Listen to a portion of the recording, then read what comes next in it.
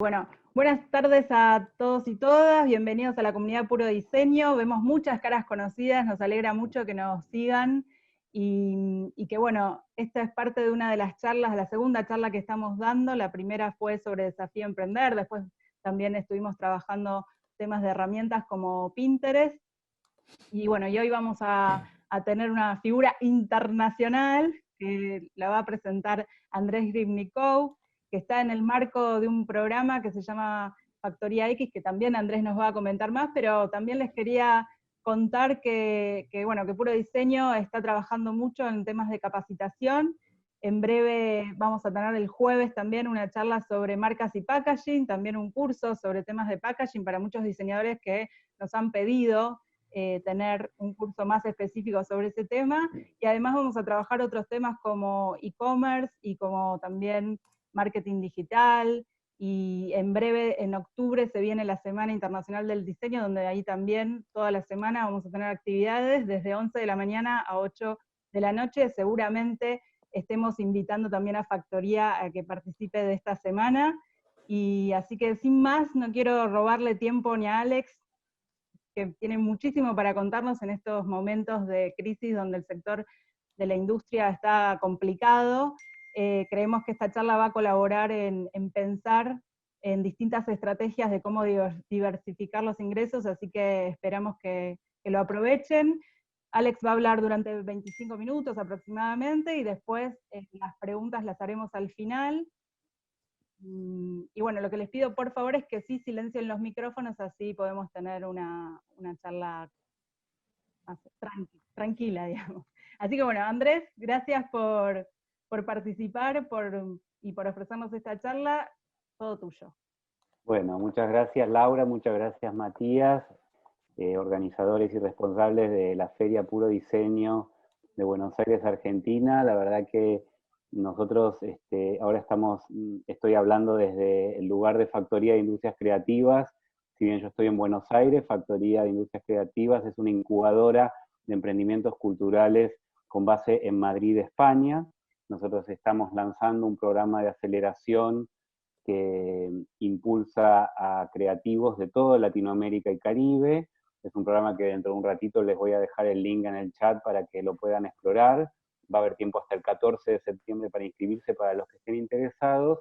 Y Alex es uno de los profesores invitados a este programa. Un programa que lo pensamos justamente en este tiempo, en este contexto que estamos viviendo para el sector, que es muy difícil, pero a la vez es un momento, bueno, que como todos lo dicen, y realmente yo creo que es verdad, de muchos desafíos, y hay muchas personas comprometidas con la idea de que la creatividad de alguna manera es el sector que va a aportar las mejores soluciones a estas situaciones tan críticas que estamos viviendo en todos los sectores de la industria cultural, y especialmente el diseño, que tiene una mirada estratégica que sobrevuela todos los temas.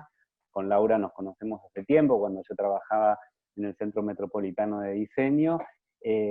Realmente, bueno, creo que es una oportunidad para aprovechar el curso, y para los que no puedan hacerlo, no tengan tiempo, o vaya a saber uno por qué, es muy importante para nosotros hoy la charla de Alex, así que le quiero agradecer muy especialmente que nos dedique este tiempo. Para los que no lo conocen, y antes de darle paso, tengo una muy breve biografía para leer sobre Alex. Alex, bueno, vive en Santiago de Chile, es chileno, pero viaja por toda Latinoamérica siempre. Es investigador, asesor internacional, conferencista y formador en temas de emprendimiento creativo y cultural. Durante 10 años apoyó a más de 4.000 artistas, gestores culturales y creativos. ¿4.000, Alex? ¿Es verdad? Sí, es verdad. Wow. 10 años, 10 años. Muchos sobrinos. Muchos sobrinos e hijos. 4.000 artistas, gestores culturales y creativos en países como Argentina, Brasil, Chile, Colombia, México y Uruguay. Alex, desde que lo conozco, vive arriba de un avión y viajando por todos lados, divulgando sus ideas, su conocimiento y desarrollando nuevas propuestas también en un sentido muy colaborativo. Y bueno, luego acá dice que completa más de una docena de publicaciones sobre economía creativa como autor y colaborador. sus investigaciones han sido referencias en políticas públicas y contenidos programáticos de universidades de la región. Sé que recientemente además tu propuesta de diversificar y tu modelo ha sido incorporado a la estrategia de Colombia en todo lo que es la ruta naranja, con lo cual también eso es un motivo para destacar. Bueno, y sos director y fundador de Planias.com y de una red de mentores creativos. Alex, bueno, como dije antes, es profesor de este programa de Factoría de Industrias Creativas que estamos lanzando, y es una oportunidad de escucharte ahora porque sé que acabas de presentar un libro que se llama Diversificar. Ahora nos vas a contar sobre eso. Y déjame decirte que yo, que ya leí tu libro 2 veces, la primera vez cuando me lo mandaste y hoy lo estuve releyendo para preparar esta charla, realmente es un libro que llega en el momento justo. Llega en el momento que lo necesitamos, porque es un libro de esos que dan ganas de hacer cosas. Y te levanta el ánimo y te da una energía que te impulsa a decir, bueno, sí, la verdad que es posible, tengo que empezar a mirar otras situaciones, me abre el horizonte, nos hace levantar un poco la cabeza y también nos muestra que cuando las cosas funcionan porque hay gente atrás que planificó, que diseñó una estrategia y que atrás de ese proyecto, digamos, que puede ser más o menos exitoso, hay un pensamiento, hay una idea y hay una planificación. Entonces me parece que es importante leer el libro, que creo que no lo estamos vendiendo, ¿no? Con lo cual no lo puedo decir libremente porque es de descarga.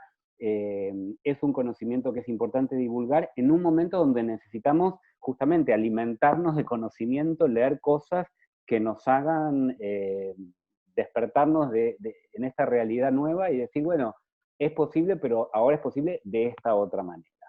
Con este prólogo, Alex, te doy la palabra. Gracias, querido Andrés. Gracias por leerte el libro 2 veces. Sí, porque te puedo preguntar, ¿ah?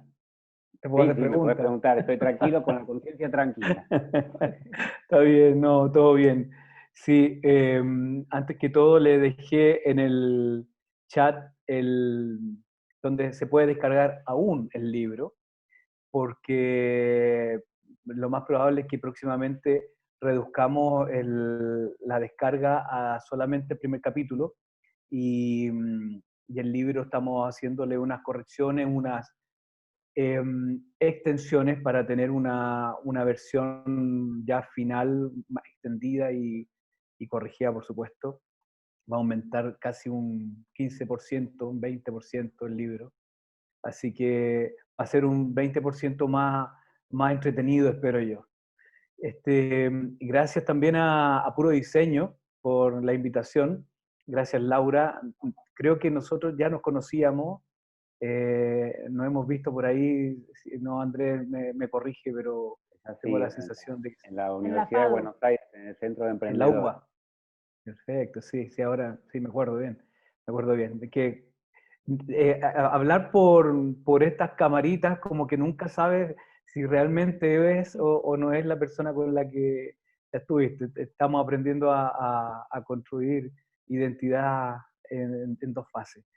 Bien, hablar quisiera conversar sobre lo que significa diversificar, por lo menos en 3 tiempos, ¿ya? En estos 25 minutos. Pero antes, decirle que el diseño en esta orquesta de la economía creativa, a mí me parece bien peculiar, fíjense, porque no solamente es un sector en sí mismo, sino que al igual que la publicidad, es como la antología de todos los sectores, ¿no? Si se dan cuenta, esa transversalidad que tiene le permite no solamente pensar en soluciones, sino y muy desde el pensamiento de diseño, ¿no? Design thinking y todo eso que ustedes manejan mucho mejor que yo, sino que también desde el diseño de experiencia, desde el diseño de conexiones, de relaciones, ¿no?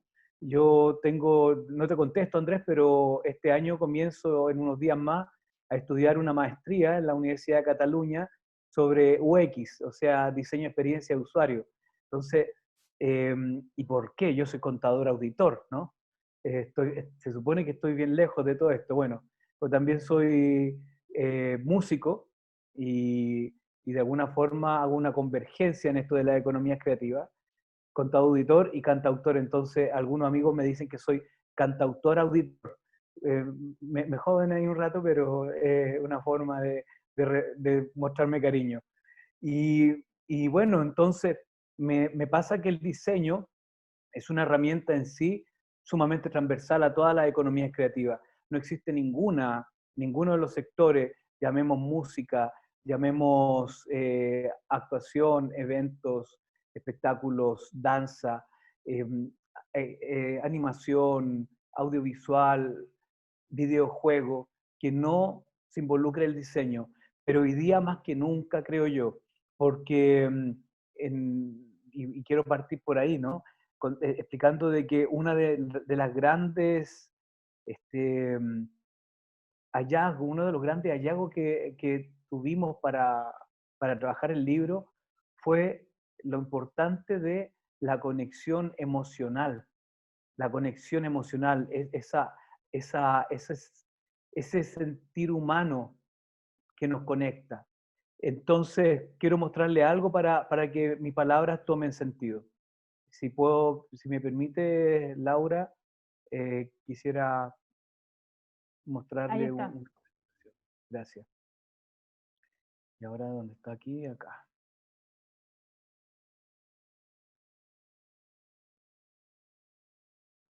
Bien, me cuentan si están viendo lo que estoy mostrando. Sí, se ve perfecto, ¿eh? Perfecto.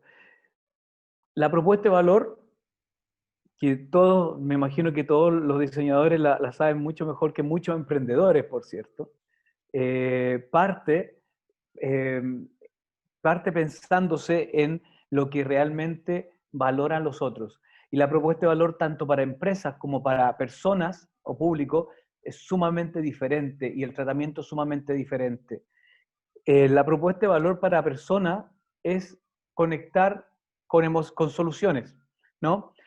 Yo me atrevo a hacer una súper, hiper sintetización de lo que es la propuesta de valor. Creo que el libro entero busco eternamente las sintetizaciones y para explicar a artistas muchas veces que cuando le preguntan, ¿y cuál es tu propuesta de valor? ¿No? Y es tan difícil explicar o mandarlo a leerse el penúltimo libro de Ozan Barnes que habla de tu propuesta de valor.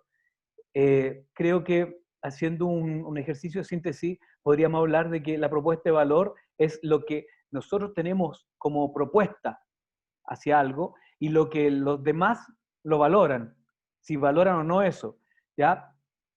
Si lo valoran, entonces están dispuestos a comprar y a pagar, por lo tanto tienen una disposición de pago detrás de eso. Si no lo valoran, tendremos que volver, ¿cierto?, al feedback que estamos haciendo tipo design thinking. Me atrevo a hablar así porque supongo que estoy hablando con diseñadores todos o la mayoría, y vuelvo, ¿cierto?, para construir nuevamente una propuesta de valor y volver a validarla con a quien está dispuesto a pagar o no. Entonces, tenemos una propuesta y la empresa la valora o no la valora. Pero ¿qué valora en definitiva una empresa? Básicamente valora las soluciones, ¿no? Ese trabajo de buscar desde la necesidad a la solución, ese trabajo es muy heurístico, ¿ya? La heurística, los modelos heurísticos, si bien sabrán, son los que buscan soluciones, ¿no? Separados en dos partes específicas. Hallar un problema y crear una solución. Eso es Design Thinking, eso es el Model Business Generator, eso es Lean Canvas y todo lo que nos han enseñado en emprendimiento. Yo me imagino que varios de ustedes lo han escuchado, estos términos, ¿no? Me gustaría que si hay un chat ahí que... Déjame ver cómo puedo abrir el chat aquí. No, pero podemos pedirles a todos que contesten ahí, si alguna vez Eso. escucharon hablar sobre Design Thinking, ¿verdad? O sobre Propuesta de valor. Claro, si alguno de ustedes pasó por estos procesos de emprendimiento, donde le preguntan, ok, le dicen, ¿y cuál es su propuesta de valor? Y generalmente después te preguntan, ¿qué problema resuelves al mercado? ¿Qué necesidad estás tomando en consideración? Y eso es súper heurístico, eso es lo que les quiero explicar, querida y querido. Eso es súper heurístico. Y en ese sentido, las economías creativas, fíjense bien en esto que les estoy mostrando, eh, resuelve problemas, nuevamente, insisto, resuelve problemas en muchos de los sectores de otras industrias, como la salud, el entretenimiento, el turismo, la gastronomía, ¿cierto? Comunicaciones, retail y otros que podamos ver por ahí. Entonces, bueno, ahí el diseño, fíjense que tiene un alto vínculo con prácticamente todos los sectores que acabo de mencionar. Entonces, eso lo hace tan transversal, pero también lo hace una herramienta de construcción de soluciones. Y ahí quería partir hablando de eso, porque cuando hablamos de públicos, cambia todo, porque los públicos no consumen soluciones, sino que consumen emociones los públicos. ¿Y cómo lo sabemos? Bueno, en los años 60, un señor llamado Teodoro Levitt hizo unos artículos en Harvard y que hablaba de que la gente no compra productos, compra soluciones. Y ese fue como el nacimiento del marketing y luego desde ahí se hace muy transversal a muchas otras disciplinas como también lo es el diseño, ¿no? La construcción de solución y no de producto. Pero la gente hoy día no compra soluciones, compra emociones. Y le voy a dar un par de ejemplos. La funcionalidad era súper importante, sigue siéndolo, por supuesto, ya no estoy diciendo que no lo sea hoy día, pero fue muy importante y tal vez lo más importante hasta los años 80 y un poquito más, cuando aún no había internet. La gente compraba un vehículo y díganme ustedes eh, si no es verdad esto. La gente compraba un vehículo en los años 70, 80 y el vehículo se hacía parte de la familia. Le ponían nombre al vehículo. Envejecía con la familia el vehículo. Y hasta que no daba más, hasta que ya no andaba el vehículo. Pero mientras funcionaba, seguía. Y la gente no era capaz de venderlo ni de cambiarlo porque mientras funcionaba era parte de la familia. ¿Sí o no? ¿Se acuerdan? ¿Sí o no? Díganme, cuéntenme, porque mi papá, mis familiares, todos tuvieron vehículos cuando yo era chico y le ponían nombre y todo. Hoy día los vehículos se cambian cada 2 años, ¿no? Compra inteligente que le llaman, ¿no? Cada 2 años lo compra y lo vuelve a vender. Eh, y díganme si un celular, el smartphone, no pasa lo mismo, ¿ya? ¿Por qué lo cambiamos una vez al año o cada 18 meses si sigue cumpliendo la función esencial que es comunicarnos? ¿Ah? ¿Por Acá, qué? ¿Sí? acá te están dando la razón y también en Facebook dicen que hoy la gente compra experiencias, otros te dicen exacto. Yo te leo los Claro. comentarios. Ya, gracias, muchas Necesidad gracias. de consumir constantemente. Claro, y estamos también en un problema que estamos en una sociedad de consumo. Ahora, para bien o para mal, estamos en la sociedad que estamos y mientras estemos ahí tendremos que adaptarnos y si queremos hacer los cambios lo podremos hacer desde adentro, como dicen algunos misterios políticos, ¿no? Lo cierto es que nos toca entender que el consumo cambió. El consumo funcional de la modernidad sólida de la cual habla Bauman, un filósofo, Zygmunt Bauman, que falleció a principios de este año, creo. Esa modernidad sólida cambió, esa modernidad funcional, ¿no? Compramos las cosas funcionales. Hoy día ya no compramos por funcionalidad, compramos por experiencia, como dicen. Compramos por el consumo, pero ¿el consumo en qué? Queremos la emoción, queremos una emoción distinta, queremos una nueva emoción. Y eso es lo que hace consumir.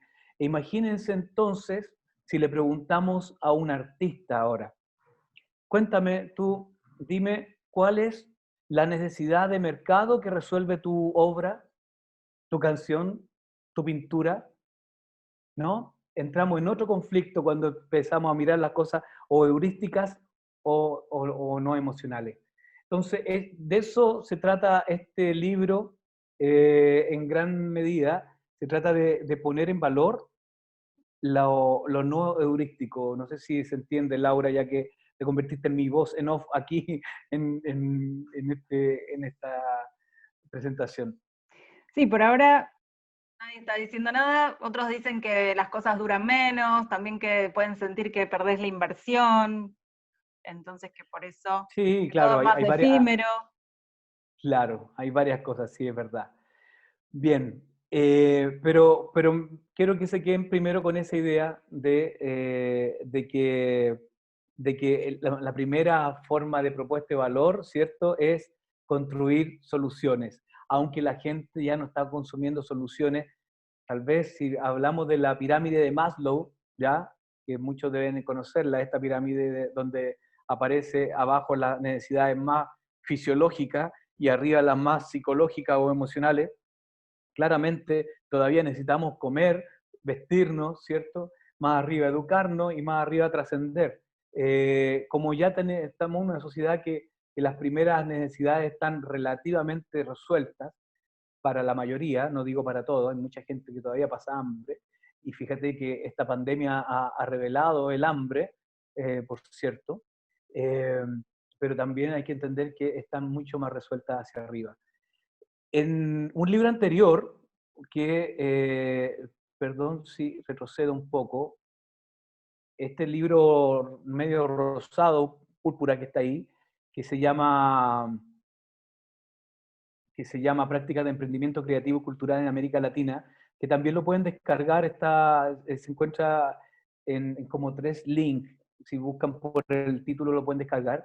Hicimos un trabajo de generación de buenas prácticas en emprendimientos creativos y culturales el año 2015, donde tomamos más de 90 casos de 12 países de Latinoamérica y tomamos las prácticas que eran más recurrentes y semejantes y la convertimos en una especie de manual de hágalo usted mismo, ¿no? Y una de esas prácticas nos llamó infinitamente la atención, que por cierto, estos casos que averiguamos o que entrevistamos, que escaneamos, que eran emprendedores creativos de estos 12 países, todos ya habían pasado 3 años, por lo tanto, su emprendimiento seguía vivo después de 3 años, es decir, habían pasado el Valle de la Muerte, que le llaman en el mundo del emprendimiento. Y resultó ser que todos, o más del 75% de ellos, tenían esta cualidad, que no vivían de una sola fuente de ingreso, sino que vivían de varias fuentes de ingreso. Y en la sumatoria de 5, 6, hasta 7 formas en promedio, eran capaces de conseguir su sostenibilidad económica. Entonces, quisimos averiguar si la diversificación, a la cual nos encontramos el año 2015, era un fenómeno natural de la industria creativa o era meramente suerte. Y empezamos a mirar hacia afuera. Miramos Disney, por ejemplo, y nos dimos cuenta que efectivamente Disney tenía una diversificación enorme de fuentes de ingresos. Vimos también Lucasfilms y también había un montón a saber.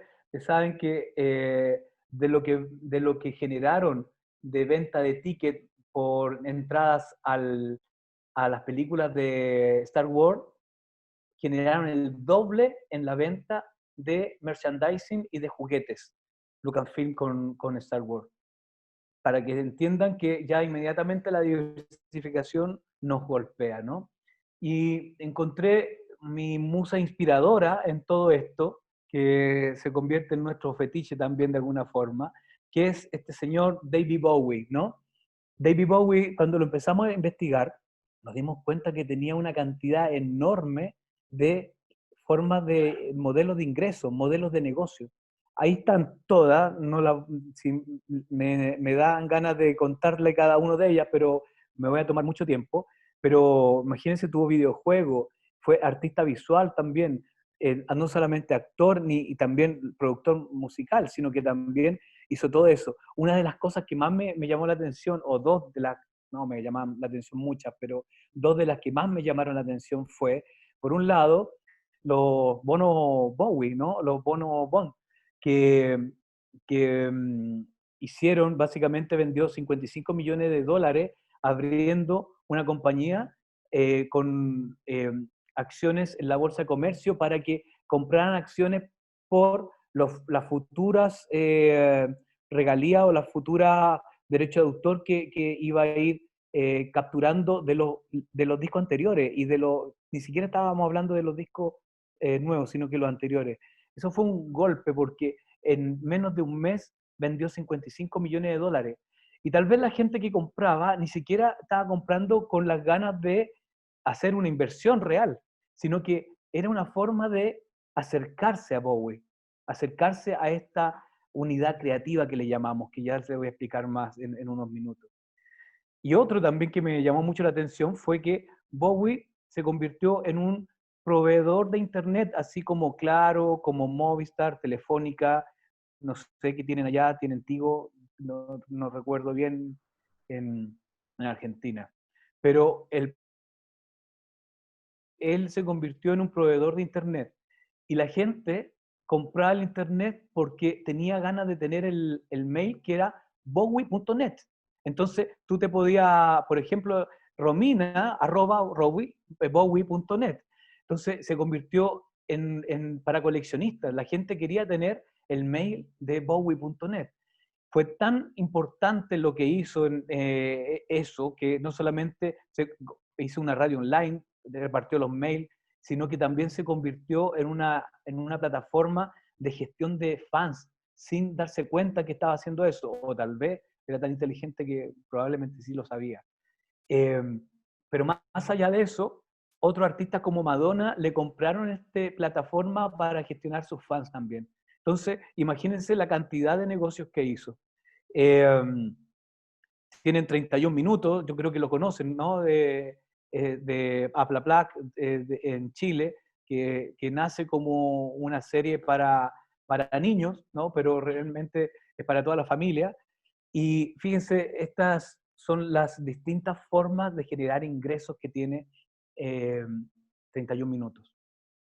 Hay un poco transmedia aquí para los que entienden un poco, hay un poco de brand stretch, pero en definitiva lo que quiero mostrarles es cómo una marca, un artista, un personaje, una serie se puede convertir en una unidad creativa capaz de generar 14 formas de ingreso a la vez. Ninguno de estos que estoy mostrando vive solamente por lo que conocemos. En el caso de, claro, transmedialidad y convergencia, sí. Por ejemplo, en el caso de 31 minutos, tienen todos esos modelos y viven de eso. Este es Zumba Fitness, no sé si lo conocen ustedes, es una marca, bueno, que nace en Cali, Colombia, pero se expande a toda América, ¿no? Y son clases de fitness. Yo creo que varios de ustedes han ido alguna vez a un gimnasio y se han quedado a una clase de Zumba. Reconózcanlo, reconozcan que lo han hecho, ¿no? ¿Cierto?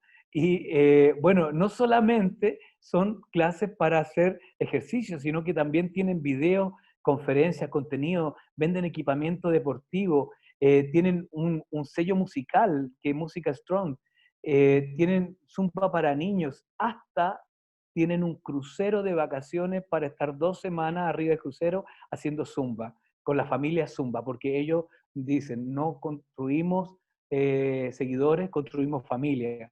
Hay toda una concepción de conexión emocional detrás de lo que hacen. Bueno, y hay varios ejemplos en el libro. Voy a terminar con este, porque creo que es relevante. Este es el gato Grumpy Cat, que fue un meme, se convirtió en un super meme, porque es un gato que tenía la cara así como molesto, como enojado, ¿no? Y este meme, que no solamente se convirtió en un influencer, sino que vendió, escuchen bien, 120 millones de dólares. Se convirtió en la segunda mascota más millonaria del mundo. La primera era un pastor alemán que recibió una herencia. Pero este gato lo hizo trabajando, ¿no? Es el Bill Gates de los memes, para que lo sepan. Perfumes, café, comida de gatos, videojuegos, hasta una película de Navidad en Hollywood hay con el gato Grumpy. Entonces, ¿qué tienen en común todas estas cosas? Que todos ellos son una unidad creativa. Así le vamos a llamar. Todos son una unidad creativa. Un artista, un creativo, un diseñador o incluso la obra de este puede convertirse en una unidad creativa. ¿Y cómo la podemos determinar fácil? Es esa unidad que construye un vínculo emocional con los públicos, que es distinta a sus productos, que son todos esos derechos intelectuales que hay alrededor y que se pueden diversificar, ¿no? Pero fíjense lo interesante. Una persona puede vender lo que sea y de un montón de cosas, pero si esa unidad creativa no tiene un vínculo emocional con el público, simplemente todo lo que venda va a tener un valor cercano a nada, ¿no?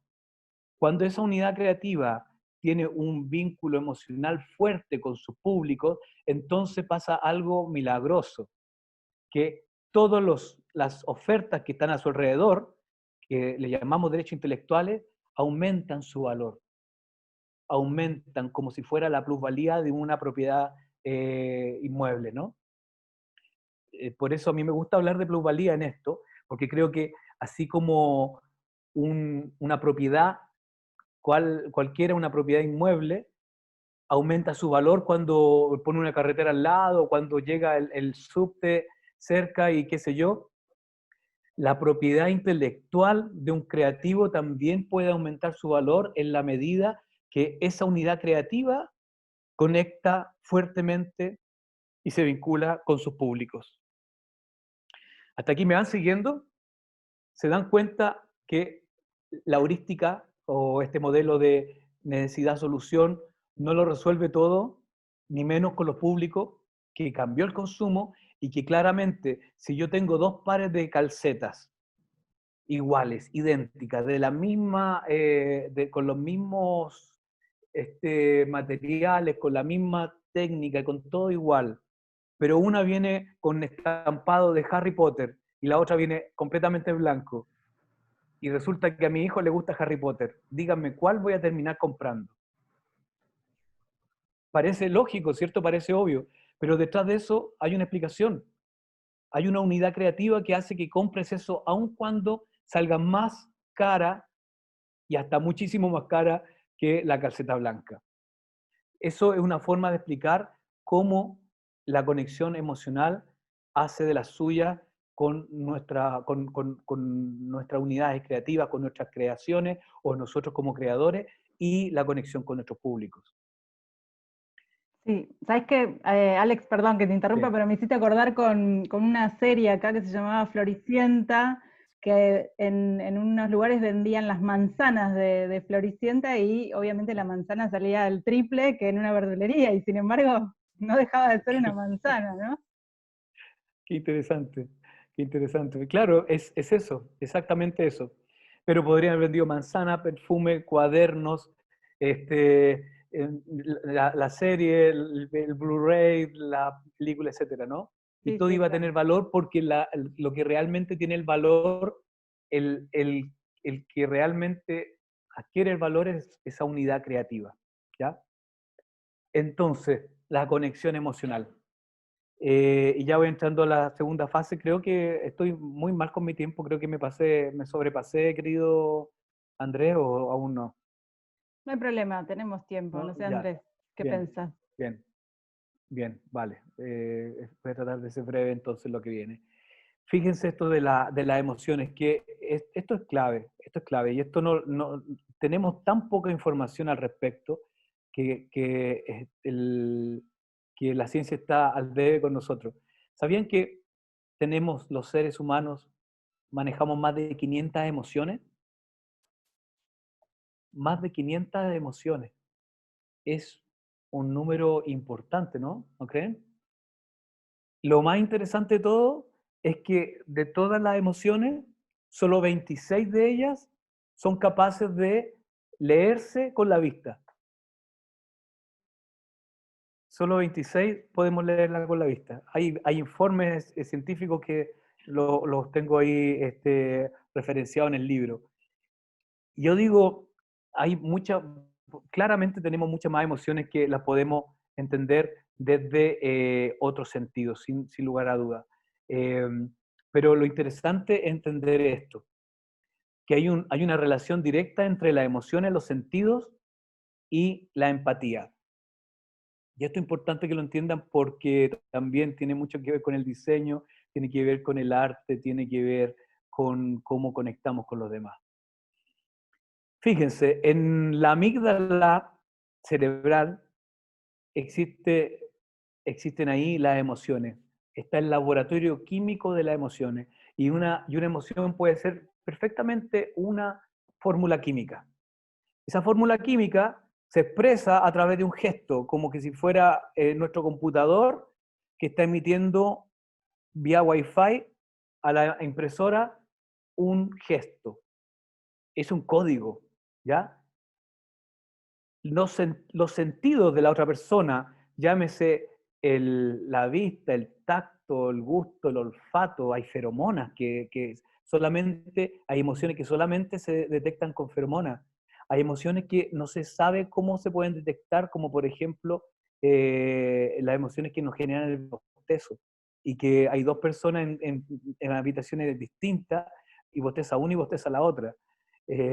Bueno, hay algo ahí, lo que quiero decirle es que hay sentidos que no tenemos idea que existen y están ahí, seguro. Si no, no tendría ningún sentido, valga la redundancia, tener más de 500 emociones y no poder transmitirlas, no poder compartirlas, ¿no? Bien, entonces, fíjense entonces, quiero hacer este ejercicio, este mapa para que lo entiendan. La emoción, ¿cierto? Se convierte en un código, ese código se convierte en un gesto, el gesto lo lee el sentido de la otra persona y esa otra persona lo capta ese sentido y le dice a una pequeña neurona maravillosa que se llama la neurona espejo, le dice, hey, llegó un código, ya, perfecto, dice, lo captura ese código y lo decodifica, valga la redundancia, esa fórmula, y le manda el mensaje de la fórmula a nuestra amígdala cerebral. Y entonces nosotros somos capaces de hacer espejo de esa emoción. Así funcionan las emociones y eso es lo tan lindo que tenemos como seres humanos. Y eso nos puede pasar de 500 formas distintas. Imagínense lo maravilloso. Ahora, imagínense si nos pasa cuando estamos frente a frente, incluso ahora mismo podríamos estar experimentando emociones nosotros en esta charla. Imagínense cómo ocurre cuando un artista está en el Super Bowl, por ejemplo, y está con 10 millones de personas viéndolo en televisión. O imagínense un partido de fútbol, por favor, Argentina contra Chile, a penales. Perdón, no me puedo aguantar. Imagínense Argentina contra Chile a penales y los últimos penales, cómo fluyen esas emociones, no solamente en el plantel, no solamente entre los jugadores, sino que también con la gente que está en el estadio y además con toda la gente que está viéndolo en sus casas, que está preparando, ¿cierto?, la parrilla. La neurona espejo es nuestra mejor amiga en la industria creativa. Cuando trabajamos con público, si no entendemos bien cómo funciona la neurona espejo, no sabemos, en definitiva, en qué estamos haciendo realmente, si realmente no estamos o no. Muy importante la neurona espejo y este Wi-Fi que es la empatía, este Wi-Fi que tenemos entre los seres humanos. Entonces, lo primero que yo siempre les digo en los talleres, determinen cuál es la emoción con la que están conectando con su público. Fíjense, hay una emoción que los conecta con su público. ¿Cuál es? Descúbranla. Descubran esa emoción. Y a lo mejor descubrirla no significa decir, sí, debe ser esta, porque me pasa que, o porque yo quiero expresarle esto a la gente. Solamente un ejemplo. Hace poco estuve con unos músicos que les preguntaba, ¿y cuál es la emoción? decían ellos, el sentir social, porque nos gustan las canciones que tengan un contenido social, lo hacemos con un ritmo bailable, todo buena onda, pero nos gusta llevar un mensaje social y que la gente no se sienta sola, que se sienta acogida por nuestro mensaje. Está bueno, le decía yo. Ahora hagamos el siguiente ejercicio, pregúntenle por redes sociales cuál es la emoción que conecta con ustedes. Y era totalmente distinta. Le decían, ustedes son los amigos que nos gustaría invitar a nuestras fiestas. O sea, era pachanga, ¿no? El tema social no estaba por ninguna parte. Entonces, ¿por qué es importante esto? Porque si ellos se equivocan en la emoción con la cual quieren conectar con su público, resulta que nunca van a entender bien, ¿cierto?, cuáles son los canales y cómo fortalecer esa conexión.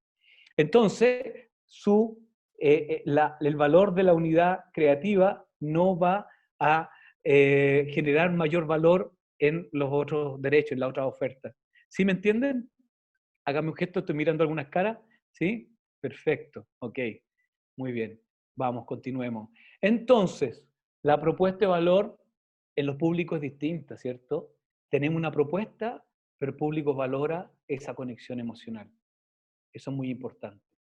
Y esa conexión emocional ahora, ¿cómo la convertimos en sostenibilidad económica? Y este es mi tercer y último tiempo que le he hablado. La retribución económica viene por añadidura, es parte integral de la devolución del afecto. Hay gente que dice, no, yo soy artista, yo no me vendo al sistema, o simplemente yo no cobro porque está contra mis valores.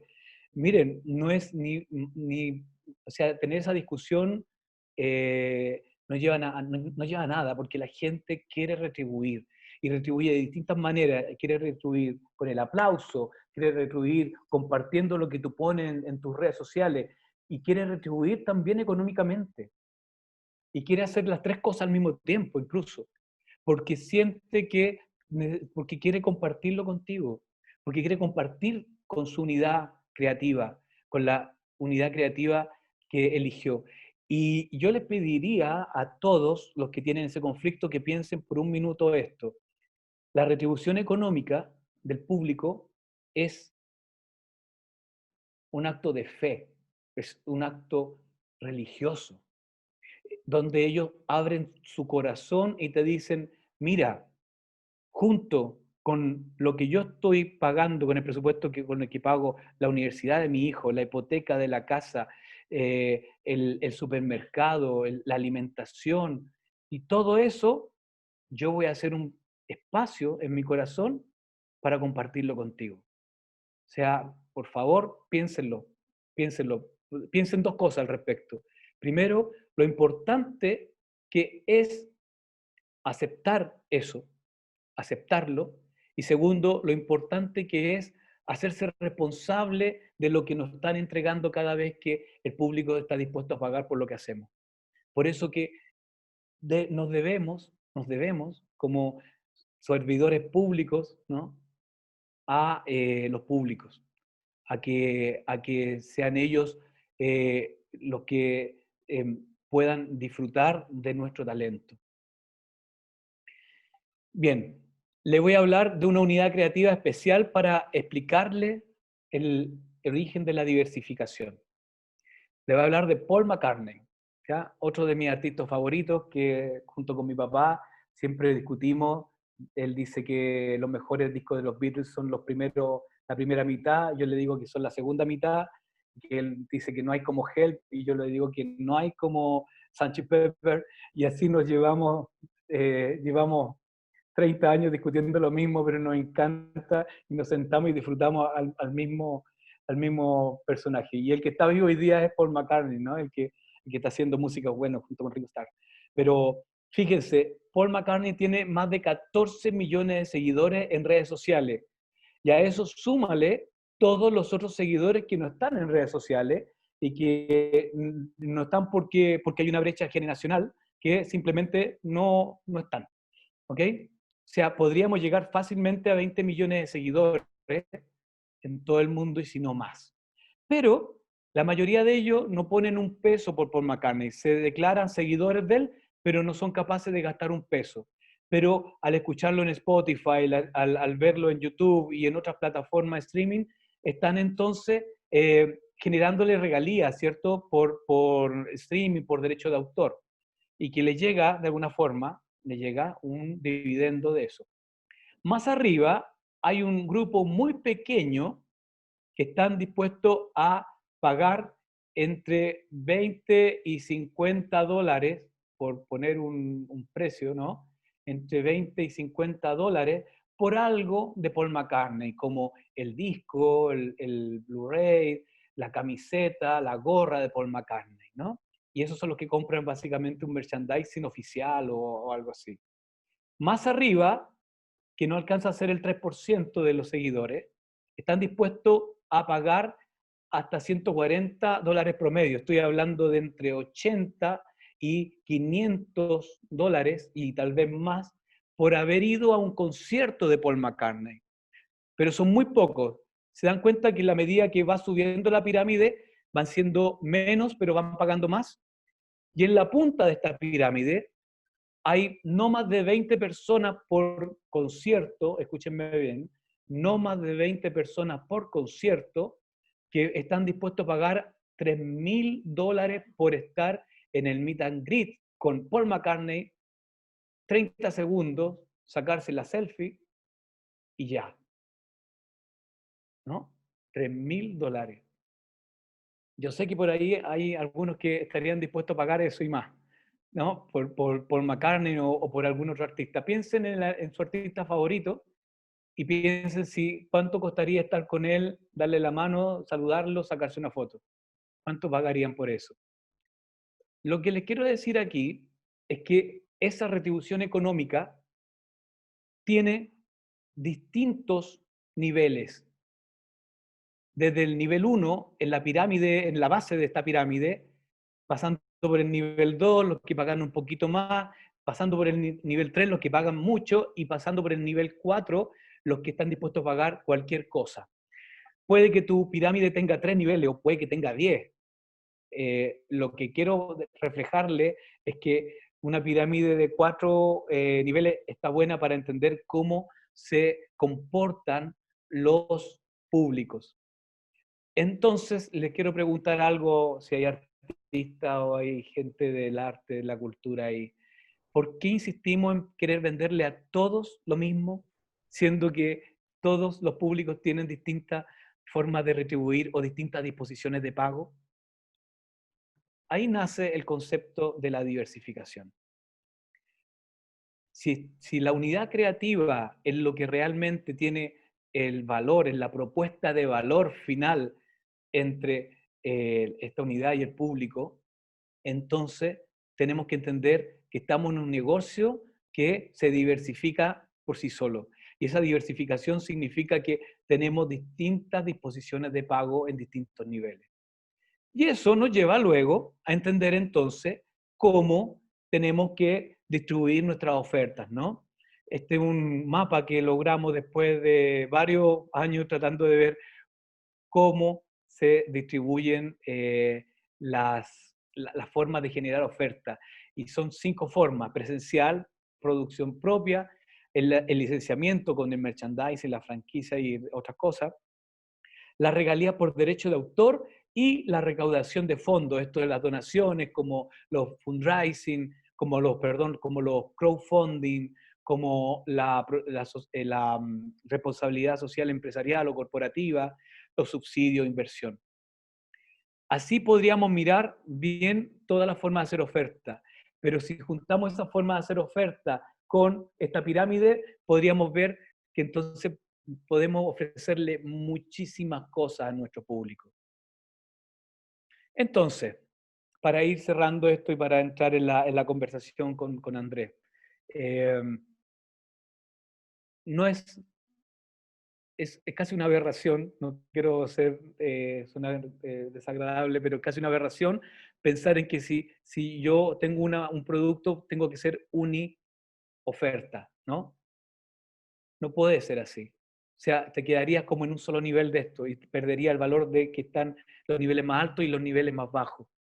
Tenemos que pensar en forma diversificada, tenemos que pensar radialmente, esto es radial, si se dan cuenta hay un eje, la unidad está al centro, y como rayos, ¿no? Crece la oferta. Por eso le llamamos la estrategia radial. Y bueno, me quedo aquí con esta imagen que creo que habla más que todo lo que les puedo explicar yo, ¿no?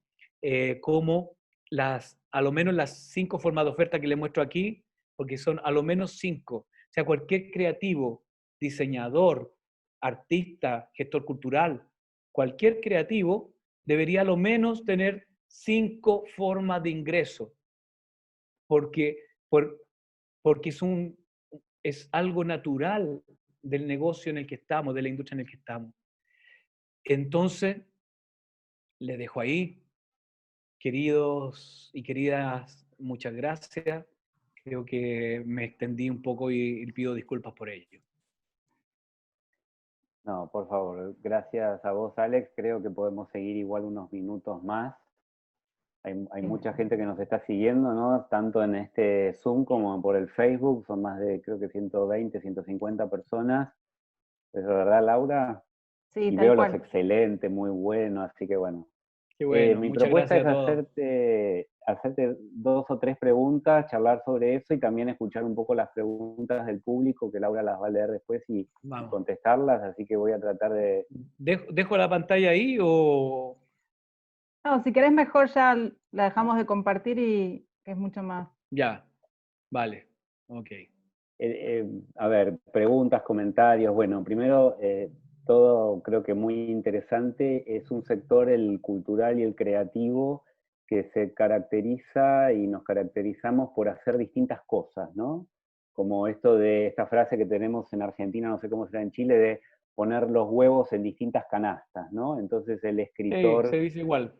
ok, el escritor escribe, pero también da clases, pero también participa de conferencias y hace lecturas, también escribe para otros y hace distintas cosas. El músico lo mismo, el show, el disco, las clases. Ahora, esto no es poner los huevos en distintas canastas, porque vos estás planteando esto de la unidad creativa que permite identificar una estrategia radial, ¿no? Como el último cuadro que vos nos propusiste. Digo, bueno, a partir de una unidad creativa se puede generar una estrategia radial.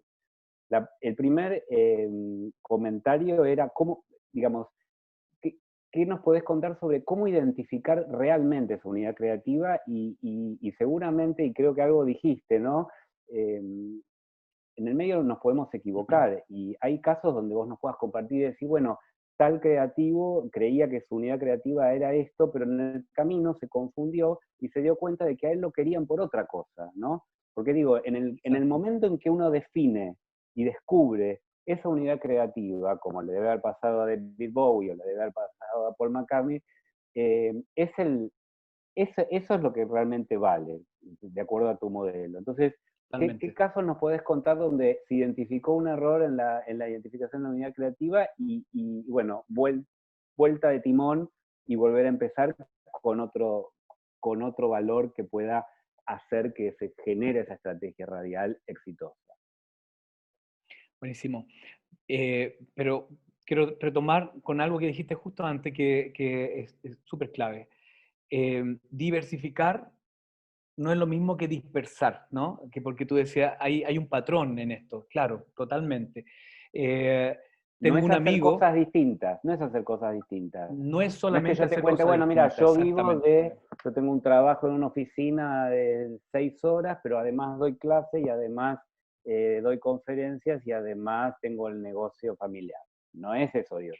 No, y por una razón bien simple, porque si haces eso, tienes distintas ofertas y no están relacionadas entre sí, no existe una unidad creativa que le agregue valor a todas ellas. Entonces, lo único que estás haciendo es dispersando, no solamente dispersan la energía, sino que también dispersan los públicos. Entonces son Claro. públicos distintos es como que si fueran muchas unidades creativas vendiendo una sola cosa. Y tal vez lo peor de todo, que que ni siquiera te está interesando construir una conexión emocional con ellos, ¿no? Construir el vínculo. Si no hay vínculo, no puedes pensar en que tienes una unidad creativa. Primero, lo que yo siempre digo, y cada ejercicio que hacemos en nuestros talleres, tenemos que salir a preguntar afuera al público. Nosotros tenemos las preguntas, pero las respuestas jamás las tenemos nosotros. Cada vez que hagamos una pregunta a nosotros mismos con respecto a una estrategia, jamás tratemos de responderla a nosotros mismos porque nos vamos a equivocar, ¿no? Como te mostraba en el caso de este chico músico. Hay otro caso que me tocó hace muy poquito y que fue conmovedor, la verdad. Así, de verdad conmovedor. En una ciudad muy pequeñita, cerca de los Andes, ya, acá en Chile, me contactan de una escuela de danza, una escuela de danza folclórica. Y bueno, los dueños de esta escuela, ¿cierto? Los directores de esta escuela, una pareja, estaban ellos muy contentos con todo lo que le estaba pasando, a pesar de que estaban justo en pandemia, pero decían que había algo, que tenían un grupo de gente que los seguía y que el pueblo entero era como su público, ¿no? Porque a los eventos iba todo el pueblo al evento. El punto que él decía que estaba muy orgulloso porque tenía una academia de danza que le permitía construir orgullo en los demás, ¿ya? Y ese orgullo significaba que podía de alguna forma ser un trampolín para las academias profesionales. Entonces, todo su concepto estaba en que tengo una academia de danza que construye un trampolín para otras academias, para que mis bailarines, ¿cierto?, vayan a otras academias profesionales. Y eso es orgullo. Entonces decía, yo construyo orgullo en los padres, en la familia de estos niños. Ah, está bueno, ya. ¿Por qué no salimos a preguntar entonces? Si realmente, para saber si realmente es orgullo, porque si es orgullo tenemos que empezar a construir ofertas que mejoren esa entrega de orgullo. Y resultó que no tenía nada que ver con el orgullo. Él es muy Mateo, le llamamos, muy aplicado, ¿no? Al día siguiente, 7 de la tarde, me llama por teléfono, asustado, así como, ¿no? Como sobreexcitado. Me decía, Alex, no sabes lo que pasó. Que de las 30 personas que entrevisté, ninguna dijo orgullo. ¿Y qué decían? Decían autoestima. Me han ayudado en la autoestima. Y ¿sabe lo más interesante de esta historia? ¿Por qué me estremeció? Porque ese pueblo tiene una de las tasas más altas de suicidio adolescente. Y ellos están entregando una herramienta para reducir ese flagelo. Y no lo sabían. Andrés, no tenía ni idea. Y Alex, esto se logró gracias a una encuesta, o sea, ir al público y preguntarle. Claro. ¿Qué pasa en el caso donde estás empezando un emprendimiento? Porque hay varias preguntas que tienen que ver con eso y dicen, ¿cómo construyo esa unidad creativa a partir de una marca o un emprendimiento que está arrancando, ¿no? ¿Cómo construís esa conexión emocional? Sí, lo primero que recomendamos es hacer un benchmark, que se llama también en estos temas de mercado. Significa, sí, Luciana, el valor de saber escuchar, tienes toda la razón, y todo se trata de eso al final, si trabajamos con público. El benchmark, volviendo, es buscar otros ejemplos con quien compararte, ¿no? Porque si yo soy músico y tengo un estilo, sé más o menos para dónde va mi música, por lo tanto entiendo más o menos a quién me parezco y eso significa que puedo analizar al público de a quien me parezco, ¿no? Y al analizarlo no solamente estoy entendiendo qué es lo que buscan ellos, con qué conectan emocionalmente, sino que también, y escuchen bien esto que interesante, puedo entender con qué no conectan, que también es muy importante para entender cómo construyo esa unidad creativa. Y además me permiten conseguir buenas prácticas, ¿no? Buenas prácticas de este artista. ¿Qué está haciendo? ¿Cómo se está comunicando? ¿Cómo está haciendo ese vínculo emocional? ¿Cómo está trabajando estoy moviendo mi luz.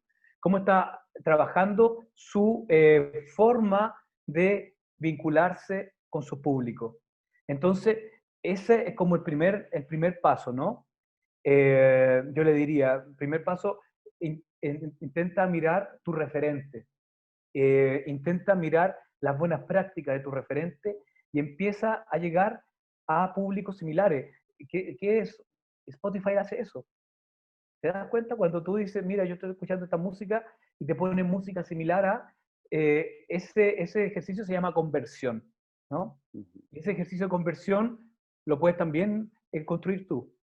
Bueno, hay varias formas más también, pero creo que la primera que me gustaría que trabajaran, y planteo 4 modelos en el libro para poder descubrir. Sí, hay otra que es el crowdfunding, ¿verdad? Sí, Que es y una sabes, manera de testear realmente si a la gente le exactamente. importa a la hora de poner algo de plata, aunque sea muy poco, ¿no? ¿Y cómo se comportan?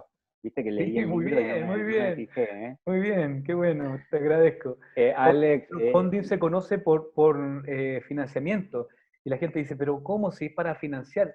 Es cierto, pero también es una enorme e importante herramienta para poder identificar cómo se comportan tus públicos. Y la gente no se atreve a hacer un crowdfunding porque no va a levantar dinero. No, chicas, chicos, hagan crowdfunding para no ganar plata. Hagan crowdfunding para para que ver qué la gente, pasa. claro, para que ver cómo funciona la gente. Claro, para estar en el mercado en realidad. Para estar en el mercado y Wiki, ver el libro qué está nos en devuelve. librodiversificar.com para que lo puedas descargar. Sí, está arriba en el link, en el chat. Sí, Sí, en Facebook Alex, también lo compartimos. perfecto, gracias. genial. Alex, dos preguntas más tengo, Ya. y ya le damos paso a la gente que está en la sala. Hay una parte donde vos decís del libro a que a mayor conexión emocional, mayor predisposición de pago, ¿no? Sí, Cuanto más conectado esté emocionalmente, no me sí, importa cuánto, voy y lo pago. A mí sí. me hizo acordar mucho, por ejemplo, en enero salió un disco de Luis Alberto Spinetta, eh, y yo dije, bueno, lo voy a comprar, o sea, y no me importa cuánto sale. Imagínate un disco de Spinetta hoy que se murió en el Maravilloso. 2012, que es nuevo, inédito, vas y lo compras. Ahí hay una conexión emocional, no preguntas cuánto cuesta. Te imaginás que más o menos va a salir eh, dentro de un rango normal, pero bueno, vos contaste los casos donde por 30 segundos alguien es capaz de pagar $3.000 para estar con Paul McCartney en una sala previa a su concierto, y sé que es así. Eh, Estamos en un momento donde es importante redefinir los planes de monetización de los proyectos, ¿no? Hoy estamos en el escenario virtual, todo parece que es gratis, Exactamente. la gente se sube a todos lados, pero siempre en actividades gratuitas. A la hora de pagar, la cosa se complica un poco, ¿no? Ahí hay muchos que asienten y dicen sí. O sea, muy lindo todo cuando haces un curso gratuito, pero cuando lo tenés que pagar se complica. Lo mismo pasa con los productos, lo mismo pasa con las experiencias en el campo de las artes escénicas, de la música. ¿Vos creés que este modelo puede ayudar a, de alguna manera, reformatear, o sea, pensar en nuevos formatos para las industrias creativas que permitan eh, establecer otra conexión emocional que el público valore a tal punto que esté dispuesto a pagar? Bueno, primero, en la tesis, ¿no? Creo que soy un creyente de esto que tú acabas de decir. Te voy a contar una historia. Cuando teníamos listo el libro, en enero, perdón, estábamos por ahí por noviembre, ya estábamos como en el diseño, estábamos terminando las últimas cositas del libro, y llega el estallido social en Chile, en Colombia, en Ecuador, en varios países, ¿no? Por ahí también tuvieron unas cosas ustedes en Buenos Aires. Eh, Octubre, noviembre, diciembre, caray, dijimos nosotros, esto va a afectar porque estamos, además que el libro se llamaba de otra manera, eh, que era mucho más, hablaba de monetización así, inmediatamente a la vena, entonces era como que los discursos, nosotros vamos a llegar a los artistas, ¿no? Vamos a llegar a la gente de la cultura, a la gente de la creatividad, estaba como difícil. Luego viene la pandemia y dijimos, wow, aquí ya vamos a tratar de buscar un mejor momento. Ya llegó abril y nos dimos cuenta de que no iba a haber un mejor momento, ¿no? Para hacer las cosas. Entonces, era el momento de ahora y se acabó.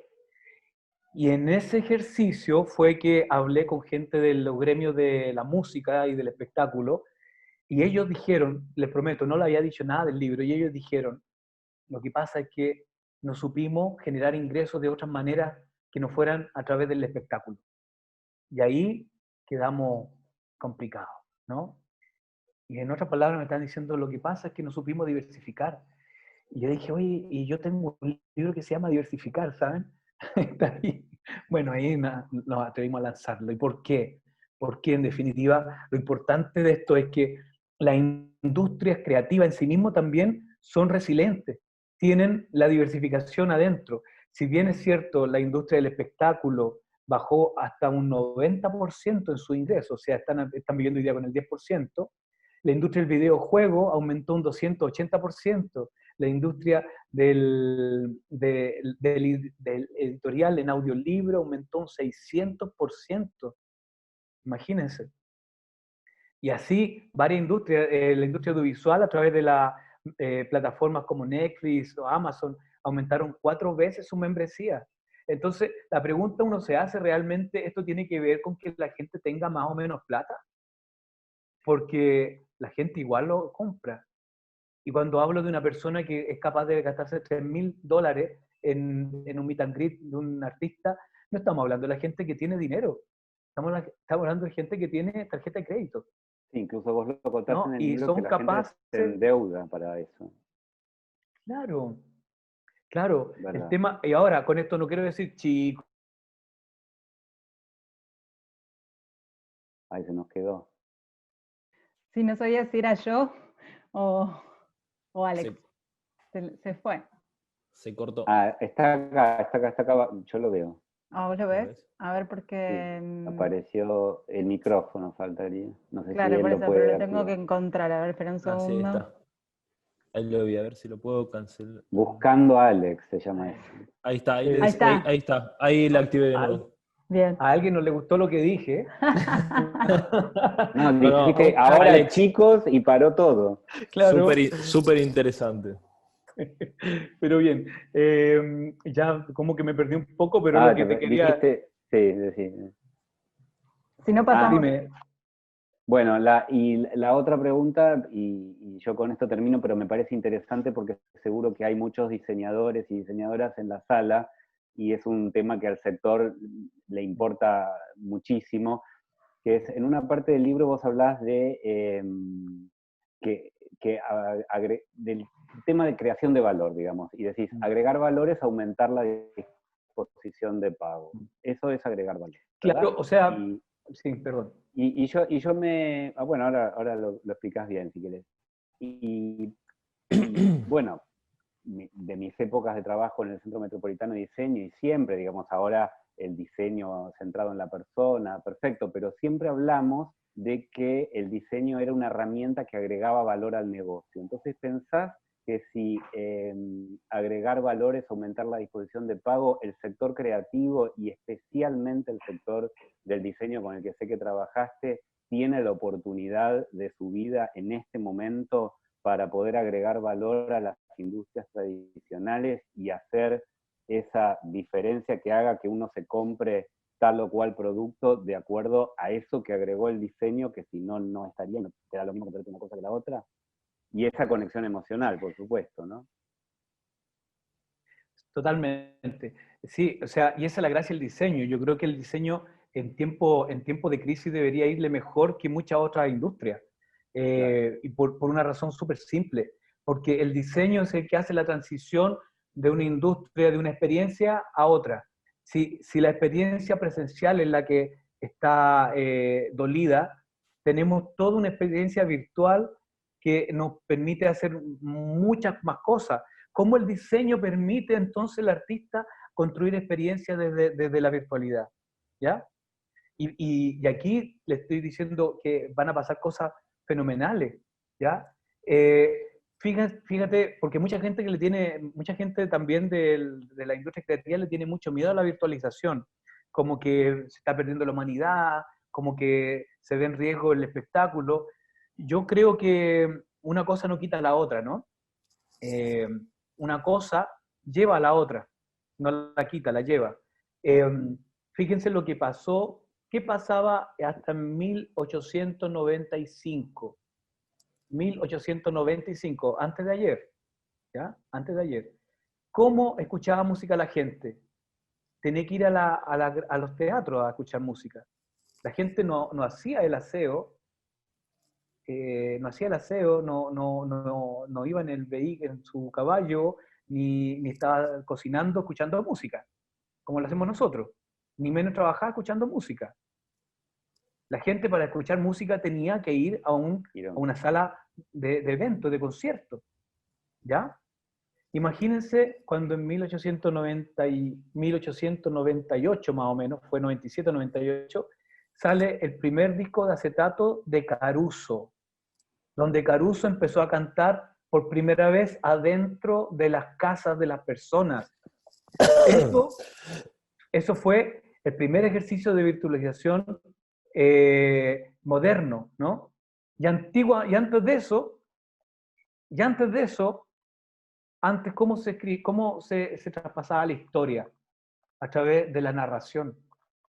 La gente, los abuelos le enseñaban a sus nietos, explicándole, contándole cuentos y contándole historias, ¿no? Hasta que salió la imprenta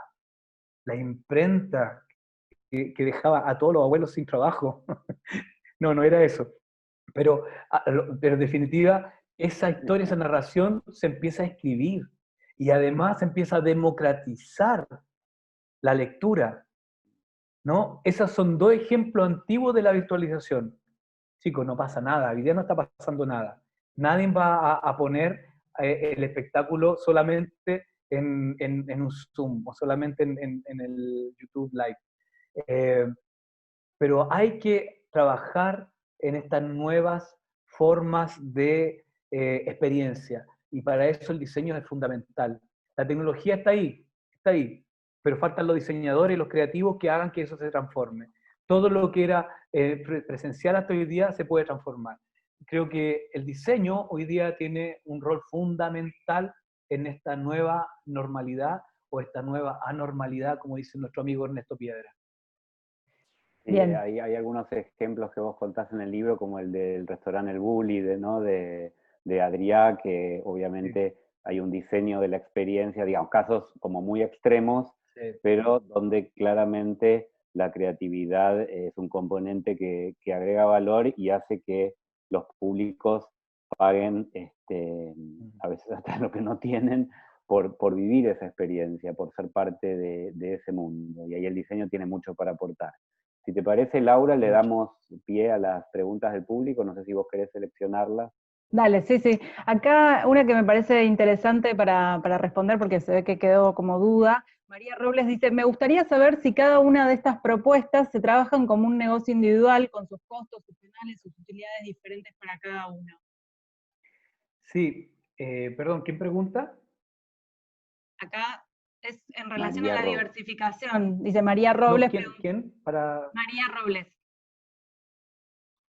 María Robles, ok. Sí, María. Bueno, quiero ser honesto también para explicar que este es un libro que muestra una estrategia, no muestra una solución operativa, ¿ya? Hay una parte en el capítulo penúltimo, viene siendo el 6, creo, donde explicamos justamente cómo construir el portafolio. Pero una vez que construiste el portafolio, tienes que validar, hacer viabilidad de la oferta, si realmente lo que tú estás planteando, después de una lluvia de ideas, cuántas de esas son viables y cuántas no. Y planteamos un ejercicio muy lean, o muy ágil, muy fácil, para poder evaluar la viabilidad de tus ofertas, para decir, ok, esta es la jerarquía, con esta comienzo, con esta sigo, pero sin duda cada una tiene justamente una unidad productiva distinta, ¿no? Que otro concepto que trabajamos en el libro. Una cosa es la unidad creativa, que es esto que tiene vínculo con las personas, pero también probablemente tú tienes una unidad productiva, a lo mejor tú eres audiovisualista o diseñadora, pero te puedes juntar con otra unidad productiva que es músico, y que ese músico tiene su propia unidad creativa, y así te junta muchas unidades productivas y construyen una especie de enjambre. Eso debería ser un trabajo, un hub creativo, un cowork creativo, debería tener esa estructura, pensando desde la unidad creativa. Una unidad creativa que tiene una unidad productiva y que te aporta para construir la tuya y tú aportas a construir la de otro. Se convierten en portafolios de inversión, ¿sabes? Al final. Bien, acá hay otra pregunta de Facebook, y es si el asociativismo es una forma de diversificación, que creo que tiene que ver con lo que acabas de decir un poco.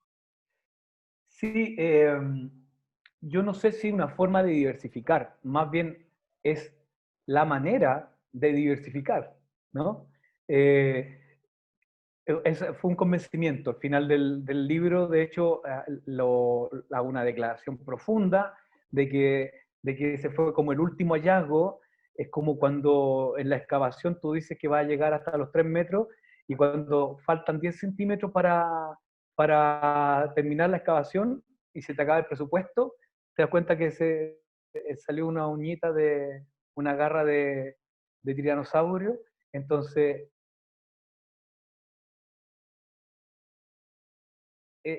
tengo que seguir la oración, pero definitivamente la, diversificar el portafolio tiene que ser un trabajo colaborativo. Y tú puedes ser una unidad productiva, como ya decía recién, y como unidad productiva puedes aportar tu unidad productiva a otras unidades creativas, como los otros te pueden aportar a ti. Gracias por la pregunta. Más temprano hubo una pregunta en relación cuando dabas el ejemplo de Paul McCartney, y acá decías, bueno, pero que ellos tienen como 14 millones de seguidores, ¿no? Como mucha popularidad y reconocimiento. Entonces, para que haya pocos que paguen, como que también está este tema. ¿Cómo lo ves? Bueno, eso hoy día entra en la ley de relatividad absoluta. ¿Me están escuchando bien? ¿Me escuchan Sí, bien, perdón? sí, ahora sí. Es que se quedó trabado aquí. Eso entra en la ley de relatividad absoluta, decía yo, porque viene Paul McCartney, lleva ¿cuántos años llevará? 40 años, de los años 60, ¿no? 60 años lleva haciendo música, 60 años de carrera para 14, 20 millones. ¿Saben que yo conocí youtuber que en Brasil, chicas youtuber que en un año hicieron esos 14 millones de personas, de seguidores. La verdad es que hoy día hay mucha estrategia para recortar ese tiempo, ¿no? Lo interesante finalmente es en lo mismo. Si estás claro con qué conecta emocionalmente, porque si estás claro, los seguidores van a estar, y vas a saber dónde están. En el ambiente de Internet no necesitas 60 años construir una unidad creativa como Joan Manuel Serrat, como Spinetta, que lo fui a ver 2 veces, ¿sabes? 2 veces vi Spinetta. Una vez en Buenos Aires y otra vez en Santiago. Por ser chileno estás bastante bien, ¿eh? Pedro Aznar también. No Y creas. sé que No te sos un creas, músico, además, fanático de me nuestra encanta, música. soy fanático de la música argentina. Sí. Así que, nada. Ahora, vos Eso sabés súper. que, ya que salió el tema, perdón, Laura, pero tenía una pregunta anotada por ahí que tenía que ver con, porque por momentos pareciera ser que entonces uno tiene que, como creativo, pensar cuál es la idea para que funcione la conexión emocional con el público. Y eso no funciona así, o sea, vos que sos también artista, sabés que uno, el creador, crea y después veremos cuál es la conexión emocional. Digo, Spinetta no se puso a componer en función de si a la gente le iba a gustar más o menos tal cosa. Quizás en el diseño industrial o de indumentaria es distinto. Uno dice, bueno, partimos de esta necesidad y en base a eso, pero siempre hay una esencia creativa que el creador la produce y sale de adentro Así de es tu verdad. cabeza, más allá de... ¿Cómo planteas este tema? Esta tensión, ¿no? Sí, sí, es una tensión constante. Yo planteo lo siguiente. Hay una dualidad en el artista, o debería ser capaz de vivir con una dualidad. Por un lado está el genio artista que crea, ¿no? Que sale de la víscera, sale su obra, ¿ya? Y está todo bien eso. Pero no necesariamente ese genio artista es un emprendedor creativo.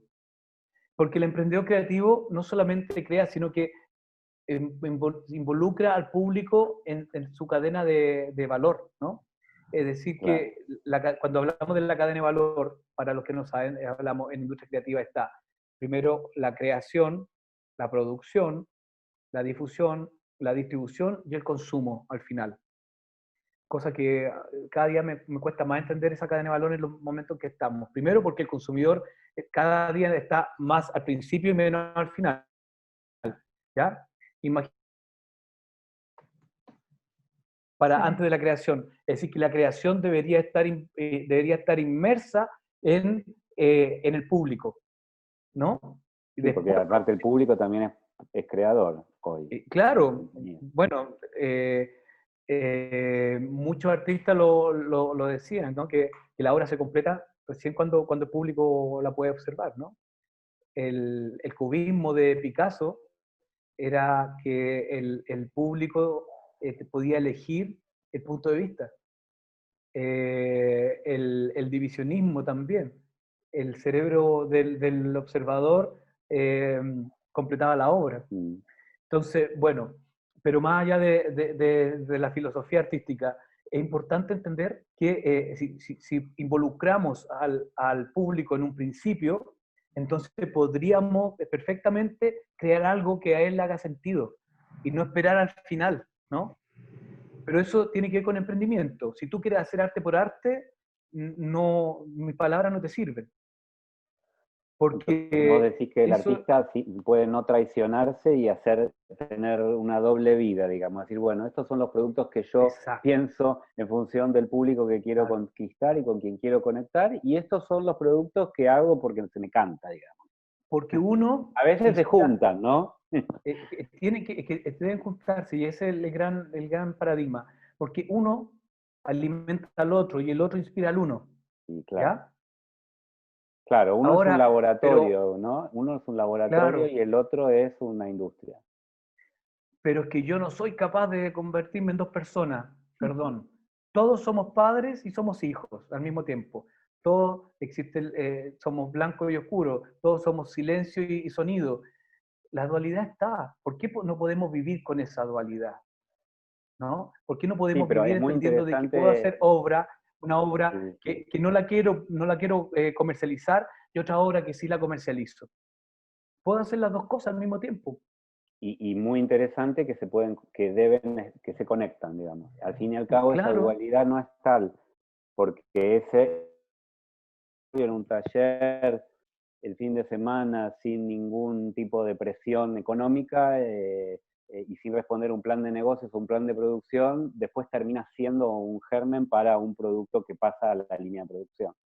sí, hay un señor que leía su libro, se me olvidó el nombre, el apellido de él, que decía que si uno no piensa, a lo menos no piensa en el público en el cual uno está escribiendo, entonces lo que uno está haciendo se convierte en un poema a sí mismo, ¿no? Claro. O sea, pensar en el público no es solamente un problema, sino que también es un problema comercial. O verlo al revés, no es solamente un problema comercial, sino que también es un problema artístico. Yo soy un poco más cruda en ese sentido y siempre digo que si hay un producto o un producto que te gusta hacer pero que no lográs vender porque no llegás a ese público objetivo y tenés otros que se venden muy bien, bueno, esos que se venden muy bien te permiten hacer eso que te gusta más hacer. Entonces, bueno, ahí está también la dualidad. Soy un poco más cruda en que, bueno, hay productos que te van que te alimentan eso que te hace más feliz. tal vez. No digo que lo otro tampoco lo haga feliz, pero a veces pasa que hay productos que nos gusta diseñar mucho más que otros. Vamos a ver Hola, cuál es el... se me cortó, me parece a mí. Sí, te quedaste un rato pegado. Sí. Bueno, hay algunas preguntas, pero bueno, estamos muy sobre la hora, así que tenemos que darle un cierre. No sé, Andrés, si querés vos.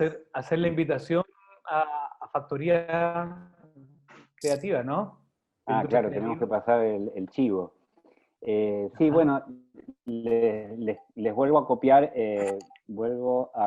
el link con la información del curso. Es un curso pago, si bien es un curso pago, tenemos, porque es un emprendimiento privado, Factoría Industria Creativa de Madrid es una empresa privada, tenemos 10 socios estratégicos que nos ayudan a difundir, entre ellos está Puro Diseño y gracias otra vez a Matías y a Laura por permitirnos este espacio para que Alex pueda contar un poco más, hacer un anticipo de lo que después va a ampliar en el curso, también con bibliografía y otros materiales, y otros temas que van a suceder en el marco del curso. Acá les copié el link para que tengan toda la información y hay un mail de consulta que también lo voy a poner por acá porque si no después se me pasa. Pero la verdad que agradecerte, Alex, porque creo que es muy interesante. Hay muchas cosas para seguir hablando sobre esto y quizás el curso sea una oportunidad o cualquier otra instancia que podamos seguir intercambiando con vos, bienvenido sea. Sí, gracias Alex, de verdad, y también a Andrés por la propuesta. Apenas hablamos del título y de qué iba a tratar, nos pareció súper interesante en este contexto. Y a todos también recordarles que estamos en la comunidad Puro Diseño, que en breve daremos el jueves otra charla sobre marcas y packaging, y que seguimos dando distintos cursos para emprendedores de diseño, y los esperamos en nuestro próximo encuentro. Así que muchísimas gracias a todos y todas por estar y quedarse hasta el final, hasta las 8:05. Prometimos una hora, pero al final, bueno, nos extendimos. Viste que es como... Viste, Laura, que es como yo dije al principio, que lo mismo pasa cuando empezamos a hablar del tema con Alex. Y a mí me pasó las 2 veces que leí el libro, ganas de empezar a trabajar en algo en relación a estos temas y empezar a pensar los proyectos en función de esta estrategia espiralada, radial, que nos permite pensar cómo a partir de una sola idea genuina que es el ADN se pueden generar distintas unidades de negocio y poder hacer posibles los proyectos. Así que es inspirador, la verdad que es inspirador. Tal cual, sí, yo creo que muchos Qué bueno, qué de acá bueno. vamos a leer el libro. Bueno, sí. Bueno, gracias Laura, gracias Andrés. En el taller, para que lo sepan, tenemos mucho ejercicio. Ahí hablo menos, prometo hablar menos y lo vamos a pasar muy bien porque tenemos plantillas, tenemos de verdad muchos lienzos, entonces se hace muy ameno y además que ya no se trata de escuchar, sino que se trata de hacer, ¿no? Entonces tú vas a dar cuenta de cómo va tomando forma tu unidad creativa y cómo esa unidad creativa va construyendo un portafolio. Entonces esa es la invitación. Agradecido a todos los que están ahí al otro lado y bueno, para lo que se ofrezca, aquí estoy. Descarguen el libro pronto porque creo que ligerito vamos a dejar de ponerlo en la página completo, así que aprovechen. Bueno, muchas gracias. Bueno, gracias a todos y todas, y nos vemos el jueves. Hasta luego. Chao, muchas Matías gracias. quiere decir, bueno. Matías, ¿quiere decir algo? ¿No? No. Yo no lo escucho por lo menos. Bueno, hasta luego. Chao. Chao. Chao, gracias.